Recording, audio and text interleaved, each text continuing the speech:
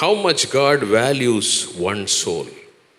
ஒரு ஆத்துமாவை கடவுள், ஒரு மனுஷனை எந்த அளவுக்கு மதிக்கிறார். தேவன் மனிதனை உண்டாக்குறார். மற்ற எல்லா சிருஷ்டிப்புகளையும் வாயின் வார்த்தையை சொல்லும்போது வெளிச்சம் உண்டாச்சு, மரங்கள் உண்டாச்சு, மிருகங்கள் உண்டாச்சு, மலைகள், நதிகள், நட்சத்திரம், சூரியன், சந்திரன் எல்லாமே வாயின் வார்த்தையில் உண்டாச்சு. ஆனால் மனுஷனை உண்டாக்குறதுக்கு மாத்திரம் தன் கையை பயன்படுத்தினார். அதிலேயே நமக்கு தெரியுது ஆண்டவர் எந்த அளவுக்கு மற்ற சிருஷ்டிகள், ஜீவராசிகளை விட, டைனோசர்னு சொல்கிறாங்க, அவ்வளோ பெருசாக இருந்துச்சுன்னு சொல்லிட்டு. ஏன் இப்போ நம்ம கண்ணுக்கு பார்க்குறது யானை இருக்குது, அது எவ்வளோ பெருசாக இருக்குது. ஆனால் அதெல்லாம் கூட வாயின் வார்த்தையில் உண்டாக்குனாரா. மனுஷனை தன் கரங்களினால் மண்ணை கொண்டு உண்டாக்கி, எல்லாம் முடித்த பிறகு சிபிஆர்னு சொல்லுவாங்க, கார்டியாக் பல்முனரி ரிசசிட்டேஷன். இருதயம் நின்றுச்சுன்னா வாயோட வச்சு, மூக்கில் வச்சு ஊதுறாங்க. அதை முதலாவது கண்டுபிடித்தவர் ஆண்டவர் தான். தன்னுடைய நாசியை மனிதனுடைய நாசியில் கொண்டு போய் வைத்து தன்னுடைய நாசியிலிருந்து சுவாசத்தை ஊதுகிறார். எவ்வளோ ஒரு அற்புதமான செயல்.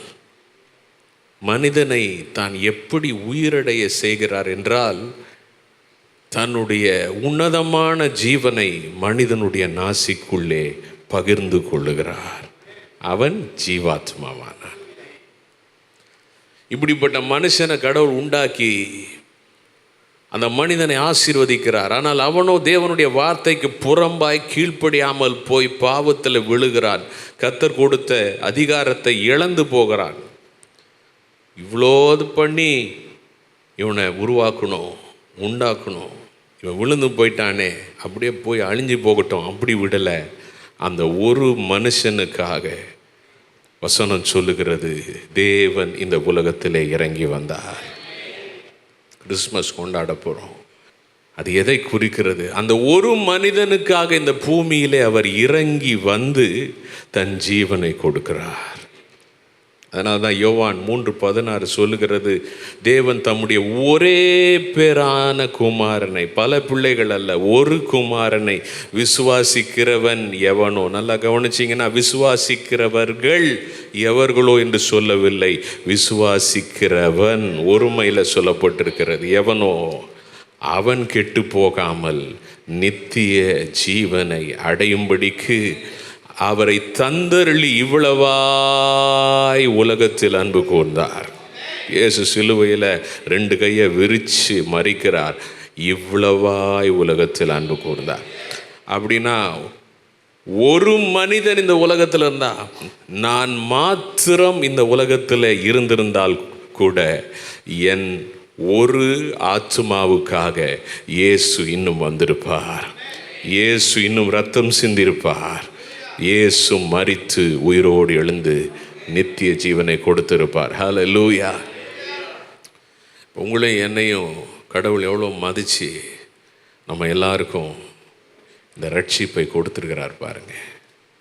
இது நல்ல செய்தி. இதுதான் சிறந்த செய்தி. இதுதான் பெஸ்ட் நியூஸ். உலகத்தில் நியூஸ்ன்னு பார்த்தா நிறையா நியூஸ் கெட்ட நியூஸாக தான் வரும். கெட்ட செய்தி, இங்கே அழிஞ்சு போனாங்க, அங்கே செத்து போனாங்க, அங்கே தப்பு பண்ணாங்க, அங்கே இதை பண்ணாங்க. ஏதாவது 1-2 தான். ஏதாவது நல்ல செய்தி வருமா, சம்பள உயர்வு வருமா அப்படின்னு சொல்லிட்டு தேடணும். ஏதாவது நல்ல செய்தி வருமா? ஆனால் கெட்ட செய்திகள் நிறைந்த உலகத்தில் ஒரு நற்செய்தி உண்டு. தேவன் இந்த உலகத்தில் மனுஷனாய் இறங்கி வந்தார், மனுஷனை ரட்சிக்கும்படியாக. இந்த நல்ல செய்தியை பெற்றிருக்கிற நாம் இதை பகிர்ந்து கொள்ள வேண்டும். ஏன் இந்த நற்செய்தியை பகிர்ந்து கொள்ள வேண்டும்? Why should we share this good news? How much? It's because God values one soul. ஒரு ஆத்துமாவை, ஒவ்வொரு ஆத்துமாவையும் கடவுள் மதிக்கிறதினாலே அதனால்தான் இந்த நல்ல செய்தியை நாம் ஒவ்வொருவரோடும் பகிர்ந்து கொள்ள வேண்டும். மத்தேயு 16:26 இப்படியாய் சொல்லுகிறது, மனுஷன் உலகம் முழுவதையும் ஆதாயப்படுத்தி கொண்டாலும் அந்த ஒரு ஆத்துமாவை நஷ்டப்படுத்தினால் அவனுக்கு லாபம் என்ன? அப்படின்னா என்ன அர்த்தம்? இந்த முழு உலகத்திற்கு என்ன மதிப்பு இருக்கோ அதை விட பெரிய மதிப்பு ஒரு ஆத்துமாவுக்கு இருக்கிறது. ஆண்டவராகிய இயேசு கிறிஸ்து தன்னுடைய ஊழியத்தில் நம்ம எல்லாம் என்னெல்லாம் செய்யணுன்றதை அவர் வாழ்க்கையிலேயே அவர் செய்து காமிச்சிட்டாரு. நம்ம எக்ஸாம்பிளாக உதாரணமாக செஞ்சு காமிச்சார். அதை நம்ம அப்படியே பார்த்து அதை பின்தொடர நமக்கு உதவியாக இருக்கிறது. நூற்றுக்கணக்கான மக்கள், ஏன் சில நேரத்தில் ஆயிரக்கணக்கானவர்கள், ஏன் சில நேரத்தில் 10,000க்கு மேற்பட்டவங்க அவருடைய ஊழியத்தில் வந்து பங்கு கொண்டார்கள். அவரால் தொடப்பட்டார்கள், சுகத்தை பெற்றார்கள், மீட்பை பெற்றார்கள், புது வாழ்வை பெற்றார்கள். என்றாலும் அதே இயேசு ஒரு தனி மனிதனை சந்திப்பதில் அவர் அக்கறை உள்ளவராயிருந்தார். இன்றைக்கு எப்படி ஒவ்வொரு ஒரு ஆத்துமாவை நம்ம எப்படி சந்திக்கிறது, கிறிஸ்துவுக்குள்ள நடத்துறது, அதற்கு ஆண்டவர் நமக்கு முன்வைத்த ஒரு உதாரணம், ஒரு சம்பவத்தை யோவான் 4 இருந்து நாம் தியானிக்க போகிறோம். ஜான் சாப்டர் 4 4 வாசிக்க கேட்போம். அவர் சமாரியா நாட்டின் வழியாய் போக வேண்டியதாய் இருந்தபடியால், இந்த இடத்துல வேதம் சொல்லுகிறது, ஆங்கிலத்தில் நம்ம வாசிக்கும்போது he needed to go through Samaria. It was necessary for him to go through Samaria. அவர் எளிமையான ஒரு பாதையில், வழக்கமாக போகிற பாதையில் யூதேயாவிலிருந்து அவர் அவர் கலிலேயாவுக்கு போகாமல் கொஞ்சம் சுற்றி போகிறார். உதாரணமாக இங்கேருந்து மதுரைக்கு போனோன்னு வச்சுங்களேன், இங்கேருந்து மதுரைக்கு போகிறதுக்கு ஒரு நேர் பாதை உண்டு. அதில் நாம் போகிறது வழக்கமான ஒரு விஷயம். இப்போ இதை விட்டுட்டு திண்டுக்கல் வழியாக நம்ம போகிறோன்னு வச்சுங்களேன், இங்கேருந்து வையம்பட்டி, திண்டுக்கல் அப்படி போய் நம்ம மதுரை போகிறது அது சுற்று பாதை. இயேசுநாதர் அப்படி போகிறாராம். ஏன்? அதுக்கு பைபிள் என்ன சொல்லுது, ஆவியானவர் என்ன எழுதி வச்சிருக்கிறாருன்னா, இயேசுநாதருடைய மனசில் இருக்கிறத எழுதி வச்சிருக்கிறார். It was necessary. அவர் போக வேண்டிய அவசியம் இருக்கிறதை அவர் உணர்ந்தார். ஏங்க இப்படி சுற்றி போகிறீங்க, நேராக போகலாம் இல்லைங்க? இல்லை, நான் போகிறதுக்கு ஒரு காரணம் இருக்குது. பிதாவானவர் ஒரு நோக்கத்தை எனக்கு கொடுத்துருக்கிறார், ஒரு அவசியத்தை வைத்திருக்கிறார். என்னங்க அந்த அவசியம்? அப்படி உங்களுக்கு இயேசுநாதரை என்ன அவசியம்? உங்களுக்கு சுற்றி போகிறதுக்கு என்ன அவசியம்? இந்த நாட்களில் பார்த்தா பெட்ரோல் வேஸ்ட்டு, இந்த நாட்களில் பார்த்தா இவ்வளோ நேரம் ஆகுது. அந்த காலத்தில் நடந்து தான் போகிறார். அப்போ பெலன் போகிறது, எல்லாத்துக்கு மேலே டைமு வேஸ்ட் ஆகுது. ஏங்க இந்த டைமை வேஸ்ட் பண்ணுறீங்க? நமக்கு வேஸ்ட் மாதிரி தெரியுது, ஆனால் ஆண்டவருக்கு அது ஒரு நோக்கம் இருந்தது. ஏனென்றால் அந்த சமாரியாவிலே ஒரு ஆத்துமா சந்திக்கப்பட வேண்டியது இருந்தது. சமாரியா என்பது இன்னொரு மாவட்டம்னு கூட சொல்ல முடியாது, அது இன்னொரு நாடு. இஸ்ரவேலிலே 10 கோத்திரங்கள் பிரிஞ்சு போயிருச்சு, அதுதான் சமாரியா. அங்கே இருக்கிறவர்கள், யூதாவிலே இருக்கிறவர்கள் பார்க்கிலும் அவர்கள் அந்த அளவுக்கு அல்ல. யூதர்கள் அவர்களை கீழான ஒரு மனிதர்களாக எண்ணினார்கள், எல்லா விதத்திலும் தரத்திலே குறைந்தவர்கள் என்று எண்ணினார்கள். யூதா நாங்கள் ராஜகுலம் என்று சொல்லி எண்ணினார்கள் யூதர்கள். இந்த சமாரியர்கள் அப்படி இல்லை அப்படின்லாம் நினச்சாங்க. ஆனால் அங்கே ஒரு ஆத்துமாவுக்காக, எல்லாரும் சொல்லுங்க, ஒரு ஆத்துமாவுக்காக. இன்னொரு தடவை சொல்லுங்க. இன்னைக்கு நம்மளை அப்படி தான் தேடி வந்தார் இல்லைங்களா? நம்மளும் அப்படி தான் அந்த ஒரு ஆத்துமாவிற்காக நாம் பிரயாசம் எடுக்க வேண்டும். ஏன்? சங்கீதம் 49:8 சொல்லுகிறது, அந்த ஆத்துமாவின் மீட்பு விலையேற பெற்றது. It's beautiful. Psalm 49:8 இங்கிலீஷில் பார்க்கும்போது, the redemption of the soul is priceless, is too costly.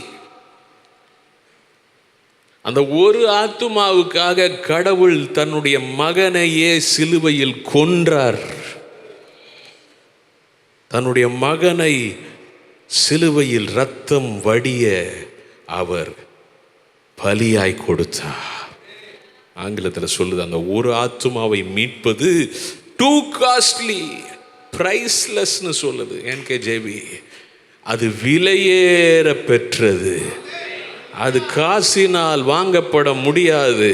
அதற்கு சமமான காசோ பணமோ சொத்தோ எதுவுமே இணையாய் சொல்லப்பட முடியாது.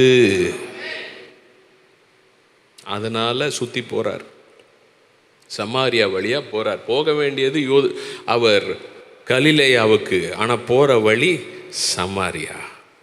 தொடர்ந்து 8ஆம் வசனத்தை வாசிப்போம். அப்பொழுது சமாரியா நாட்டாளாகிய ஒரு ஸ்திரீ தண்ணீர் மொள்ள வந்தால், இயேசு அவளை நோக்கி, தாகத்துக்கு தா என்றார். இந்த இடத்துல அந்த லோக்கலில் இருக்கிற, அந்த ஏரியாவில் இருக்கிற பைபிள் ரொம்ப அழகாக ஆவியான எழுதி வச்சிருக்கிற பாருங்க. 5 பேர் வந்தாங்கன்னு எழுதலை, ஒரு ஸ்திரீ தண்ணீர் மொள்ள வந்தாள்.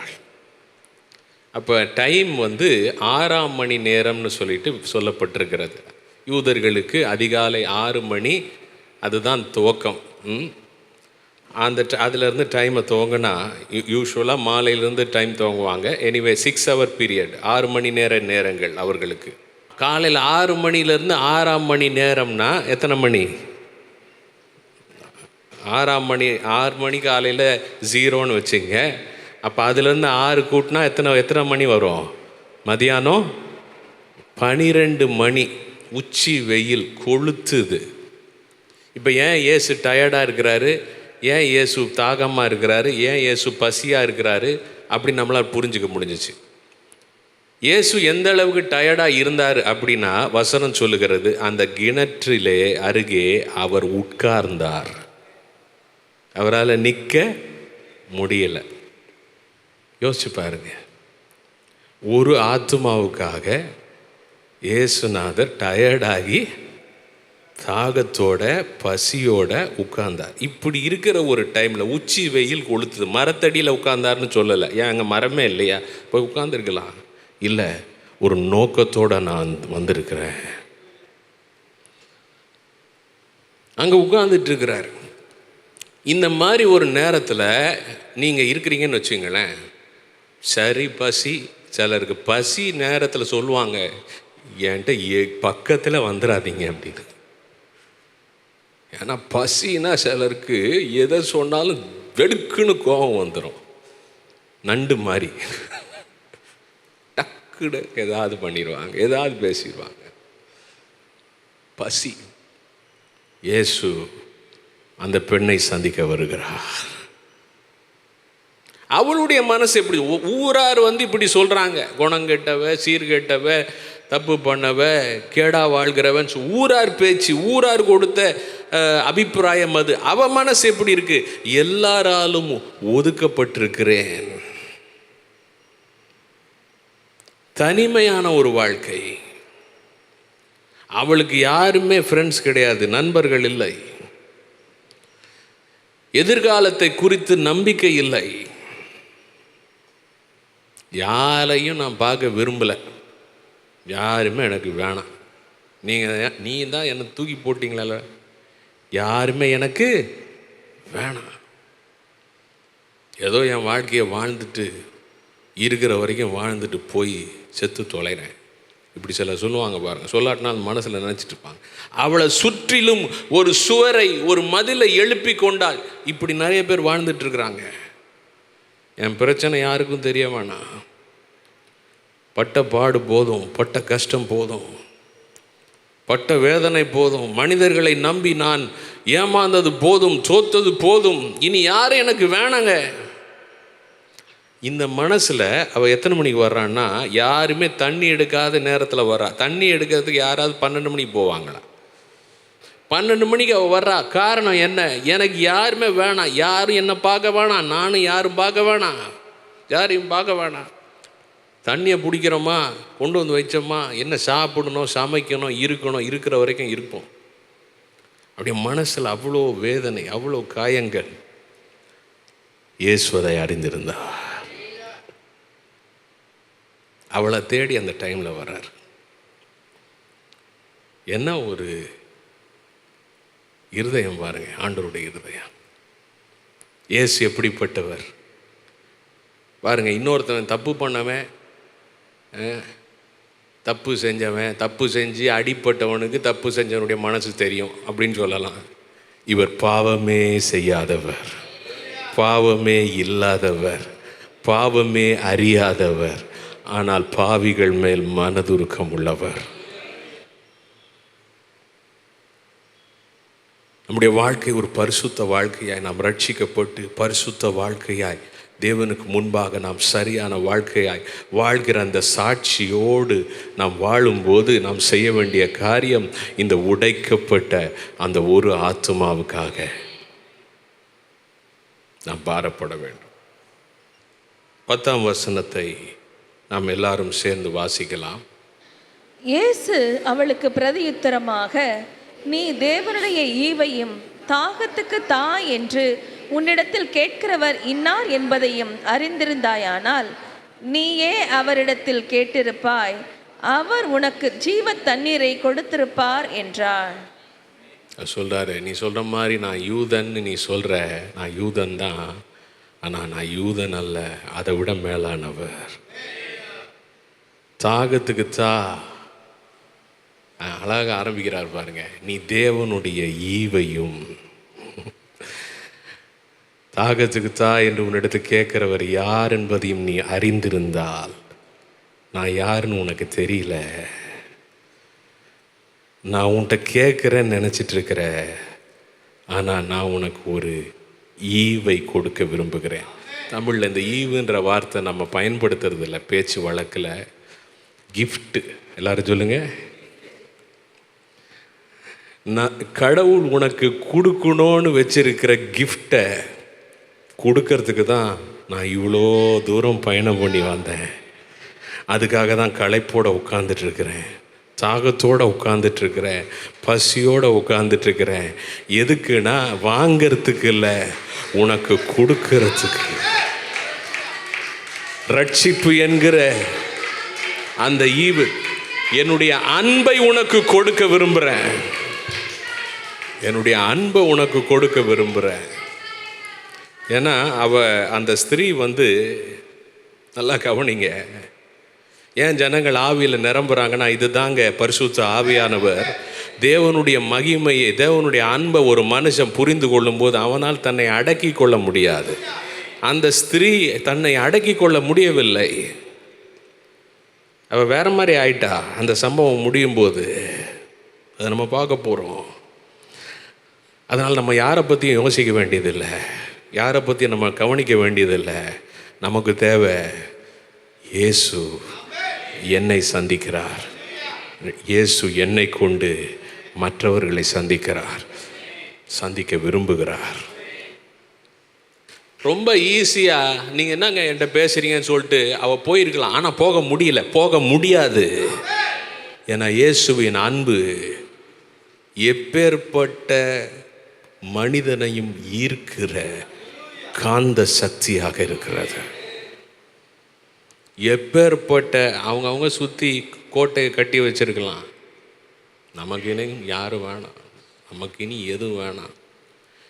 ஒவ்வொருத்தவங்களுக்கு ஒவ்வொரு கோட்டை இருக்கும். பணக்காரனுக்கு பணம்ன்ற கோட்டை இருக்கும், சிலருக்கு பெருமைன்ற கோட்டை இருக்கும், ஜாதி பெருமை, இந்த பெருமை, அந்த பெருமை, அந்தஸ்து பெருமை. சிலருக்கு தனிமை, இப்போ பார்த்த மாதிரி ஒதுக்கப்பட்ட மனநிலை, உடைக்கப்பட்ட, சிலர் காயப்பட்ட நிலை. எங்கடா நம்ம வாயை திறந்தா தேவையில்லாமல் என்ன பிரச்சனை வரும், நம்ம வாழ போயிடுவோம். அந்த கோட்டையெல்லாம் தகர்க்கிற அன்பு இயேசுவின் அன்பாக இருக்கிறார். இப்போ நான் உனக்கு gift கொடுக்க வந்திருக்கிறேன். அந்த gift ஜீவ தண்ணீர்.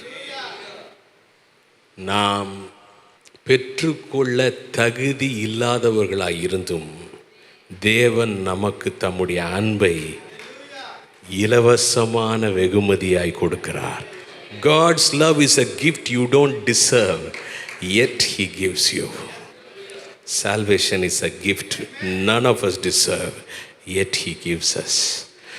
ரட்சிப்பு என்கிற ஈவு நாம் ஒருவரும் பெற்றுக்கொள்ள தகுதியற்றவர்கள் என்றாலும் அவர் நமக்கு கொடுத்திருக்கிறார்.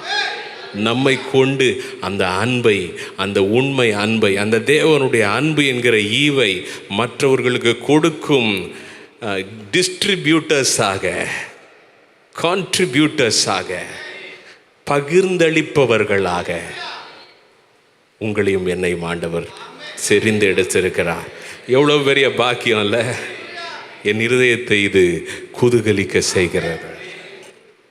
எத்தனை பேர் தேடிட்டு இருக்கிறாங்கல்ல, எங்கெங்கேயோ போகிறாங்கல்ல, யார் யார் இடத்துல போகிறாங்க, எங்கெங்கேயோ போகிறாங்க, மதுமான கடைகளுக்கு போகிறாங்க, மனுஷரிடத்துல போகிறாங்க, தவறான பாதையில் போகிறாங்க, பொழுதுபோக்குகளுக்கு போகிறாங்க, லட்சங்களாய் செலவு பண்ணி பார்த்தால் நடக்குமான்னு பார்க்குறாங்க. அந்த தேடலுக்கெல்லாம் முடிவு இயேசுவின் அன்பில் இருக்கிறார். இரண்டாவது பகுதியை வாசிக்கலாம். நான் அவனுக்கு கொடுக்கும் தண்ணீர் அவனுக்குள்ளே நித்திய ஜீவ காலமாய் ஊறுகிற நீரூற்றாய் இருக்கும் என்றார். இயேசுவின் அன்பு ஒரு மனிதனை திருப்தி செய்வது மாத்திரமல்ல, பரிசுத்த ஆவியானவர் அவனுக்குள் the life of God, தேவனுடைய ஜீவனை கொண்டு வருகிறார். ஆவியானவர் அவனுக்குள் அந்த ஜீவனை பொங்குகிற ஒரு கிணறாய் மாற்றுகிறார்.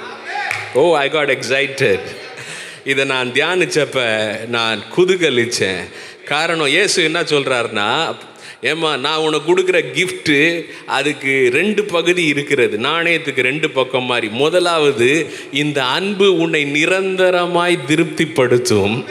நீ தேடவே மாட்டாய், உன் தேடலுக்கு முடிவு வந்துவிடும். நிரந்தர சமாதானம், நிரந்தர அமைதி. அது மாத்திரமல்ல, அது தண்ணீராக இருப்பது மாத்திரம் அல்ல, ஜீவ தண்ணீராக மாத்திரம் அல்ல, அது ஜீவ கிணறாக மாறிடும். அப்படின்னா இந்த கிணத்துக்கு நீ வருவிய, இந்த கிணறு இல்லை, கிணறே உனக்குள்ளார வந்துடும். தண்ணீர் மாத்திரம் இல்லை, கிணறே உனக்குள்ளார வந்துடும். பரிசுத்த ஆவியானவரை நீ பெற்றுக்கொள்ளுவாய். ஆவியானவர் உனக்குள்ள பொங்கி பொங்கி வருவாய். நீ திருப்தியாக இருக்கிறது மாத்திரம் அல்ல, அந்த தண்ணீர் ஊ மூலமாக மற்றவர்களுக்கு கடந்து செல்லும். அந்த உண்மையான அன்பை உன் மூலமாய் மற்றவர்கள் ருசிப்பார்கள். எத்தனை பேருக்கு விளங்குது? எல்லாரும் சொல்லுங்க. இயேசு கொடுப்பது ஜீவ தண்ணீர். அந்த தண்ணீரினால், அந்த அன்பினால் நிரந்தரமாய் ஆத்துமா திருப்தி ஆகிறது. இயேசு கொடுப்பது ஜீவ ஊற்று. அந்த ஆவியானவர் மூலம் அநேகர் என் மூலமாய் அந்த அன்பை பெற்றுக்கொள்வார்கள். ஜீவ தண்ணீர் மாத்திரம் இல்லை, ஜீவ கிணறு. எத்தனை பேர் விளங்குச்சு? 26ஆம் வசனத்தில் நாம் எல்லாரும் சேர்ந்து வாசிக்கலாம். அதற்கு இயேசு, உன்னுடனே பேசுகிற நானே அவர் என்றார். எதுக்கு? 25ஆம் வசனத்தை எல்லாரும் சேர்ந்து வாசிக்கலாம். அந்த ஸ்திரீ அவரை நோக்கி, கிறிஸ்து என்னப்படுகிற மேசியா வருகிறார் என்று அறிவேன். அவர் வரும்போது எல்லாவற்றையும் நமக்கு அறிவிப்பார் என்றார். திரும்ப 26ஆம் வசனத்தை வாசிக்கலாம். அதற்கு இயேசு, உன்னுடனே பேசுகிற நானே அவர் என்றார். ஹல்லேலூயா. உன்னோட பேசுகிற நான் தான் நீ எதிர்பார்த்துட்டு இருக்கிற மேசியா, உன்னை பாவங்கள்லேருந்து ரட்சிக்கிற ரட்சகர். அடுத்தது என்ன நடந்துச்சு பாருங்க. அவளால் தாங்க முடியல, அந்த குடத்தை தூக்கி போட்டுட்டு ஊருக்குள்ளே ஓடினாள்னு வசனம் சொல்லுது. 28, 29 நாம் வாசிக்கும் பொழுது ஓடி போய் சொல்கிறா. வாசிப்போம். நான் செய்த எல்லாவற்றையும் ஒரு மனுஷன் எனக்கு சொன்னார், அவரை வந்து பாருங்கள், அவர் கிறிஸ்து தானோ என்றாள். நல்லா கவனிக்கணும். கிறிஸ்து தானா அப்படின்றதுக்கும் கிறிஸ்து தானோ என்கிறதுக்கும் வித்தியாசம் உண்டு. தமிழ் படித்தவங்களுக்கு தெரியும், தமிழ் டீச்சர்ஸ் சொல்லுவாங்க, கிறிஸ்து தானானா எஸ் ஆர் நோ அப்படின்ற 2 பதிலில் ஏதாவது சூஸ் பண்ணணும். கிறிஸ்து தானோனா அவர்தான் கிறிஸ்து. நான் பார்த்துட்டேன், நீங்கள்லாம் வந்து பாருங்க. நான் ஏற்றுக்கொண்டுட்டேன், நீங்கள்லாம் வந்து ஏற்றுக்கொள்ளுங்க.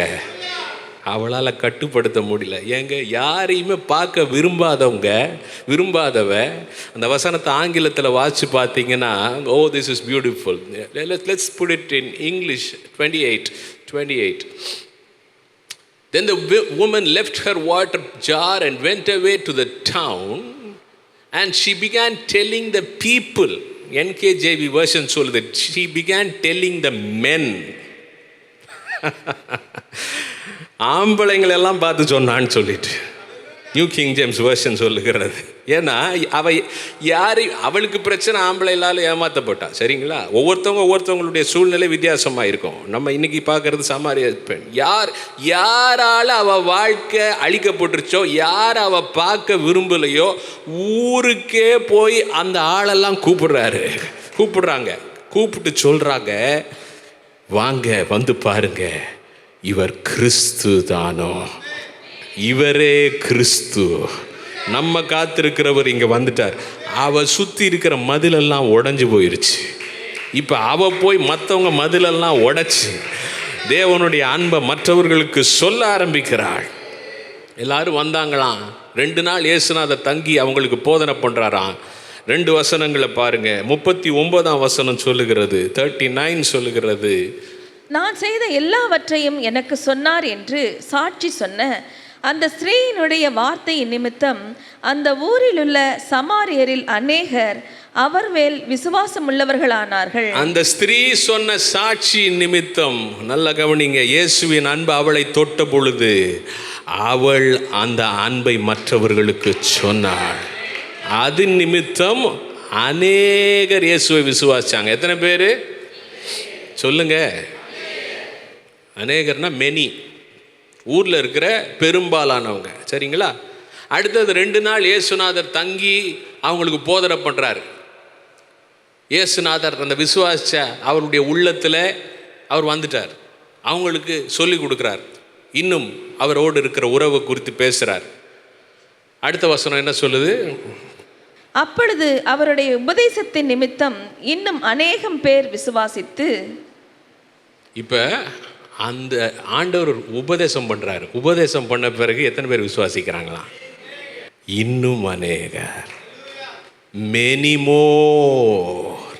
அப்படின்னா அந்த ஊரில் இருக்கிற மேக்சிமம், அதிகபட்ச மக்கள், அந்த ஊரே கிறிஸ்துவை ஏற்றுக்கொண்டுச்சுன்னு சொல்லலாம். நீங்கள் எதிர்பாராத மக்கள் உங்களை கொண்டு ஆண்டவர் ரட்சிப்பார். ஏனென்றால் ரட்சிப்பு கர்த்தருடையது. ஹல்லேலூயா. எல்லாரும் கண்களை மூடி ஹல்லேலூயா. உங்கள் கைகளை உயர்த்தி, ஆண்டவரே, ஒரு ஆத்துமாவுக்காக இவ்வளோ பிரயாசப்பட்டீரே, அந்த ஆத்துமாவை நீங்கள் சந்தித்தது நிமித்தம் அந்த ஒரு ஆத்துமா, எல்லாரும் ஒதுக்கப்பட்ட அந்த ஆத்துமாவால் ஒரு ஊரே சந்திக்கப்பட்டது. யாருக்கு தெரியும்? நீங்கள் சுவிசேஷம் சொல்லி ரட்சிப்புல நடத்துகிற அந்த ஒரு நபர் மூலமாக ஒரு குடும்பமே ரட்சிக்கப்பட என் தேவன் செய்ய வல்லவராக இருக்கிறார். ஒரு கிராமமே ரட்சிக்கப்பட என் தேவன் செய்ய வல்லவராக இருக்கிறார். ஹல்லேலூயா. ஒரு முழு சந்ததியே ரட்சிப்புக்குள்ளார வர என் தேவன் செய்ய வல்லவராக இருக்கிறார். ஒரு ஏரியாவே ரட்சிப்புக்குள்ள வர என் தேவன் செய்ய வல்லவராக இருக்கிறார். சாதாரணமாக மட்டும் நினைச்சிடாதீங்க. ஒரு ஆத்துமாவை கர்த்தருக்குள்ளார நடத்தும் பொழுது என் தேவன் பெரிய காரியங்களை செய்ய வல்லவராக இருக்கிறார். கைகளை உயர்த்தி, ஆண்டவரே, என்னை அர்ப்பணிக்கிறேன், என்னை பயன்படுத்தும் ஆண்டவரே. உங்கள் சுவிசேஷத்தை நான் சொல்லுவேன் ஆண்டவரே. வாய் திறந்து ஒப்பு கொடுப்பீங்களா? ஒரு வார்த்தை சொல்லி ஒப்பு கொடுங்க. அந்த கர்த்தர் நம் நடுவில் இருக்கிறார். அந்த ஆவியானவர் நம் நடுவில் அசைவாடி கொண்டிருக்கிறார். நன்றி ஆவியானவரே, நன்றி ஆவியானவரே. ஹல்லேலூயா, ஹல்லேலூயா. இயேசுவின் நாமத்தினால உம்முடைய வல்லமை ஆண்டவரே ஒவ்வொருவரையும் நிரப்பட்டும். ஒவ்வொருவருக்கும் உம்முடைய வார்த்தைகளை தாரும். ஆத்தும பாரத்தினால நீர் நிரப்பும். ஆத்துமாக்களை ஆதாயம் பண்ணுவதற்காக இவ்வளோ பெரிய பிரயாசத்தை நீர் எடுத்தீரே. ஒவ்வொருவர் அந்த பிரயாசத்தை எடுக்கட்டும் ஆண்டவரே. எடுக்கிற பிரயாசத்துக்கு நீர் கிருபையை தாரும், வல்லமையை தாரும், பலனை தாரும் ஆண்டவரே. ஆத்துமாக்களின் இருதயங்கள் திறக்கப்படட்டும். உங்க மூலமா கர்த்தர் அதை செய்ய போகிறார். ஹல்லேலூயா. நன்றி ஆண்டவரே. அவர்களுக்காக ஆண்டவரே விலையேற பெற்ற உங்கள் ரத்தத்தை சிந்தினீரே. அந்த ரத்தத்தை தெளிக்கிறோம். தேவ தூதர்கள் பணிபடையின் ஆவியாய் செயல்படுவார்களாக. ஹல்லேலூயா. அரண்கள் இயேசுவின் நாமத்தினால் நிர்மூலமாகட்டும். உடைய பிள்ளைகள் ஒவ்வொருவருக்கும் ஏற்ற வார்த்தைகளை தாரும். இயேசு பேசினபடியாய் பேசத்தக்கதான கல்வி மானின் நாவை தருவீராக. அந்த ஜனங்களுடைய இருதயம் திறக்கப்படட்டும். இந்த சமாரிய ஸ்திரியை போல ஜனங்களுடைய இருதயம் திறக்கப்படுவதாக. அந்த சமாரிய பட்டணத்து மக்கள் போல இன்னும் அநேகர் இயேசுவை விசுவாசிக்கத்தக்கதாக கர்த்தர் கிரியை செய்வீராக. நன்றி சொல்லுகிறோம். ஹல்லேலூயா.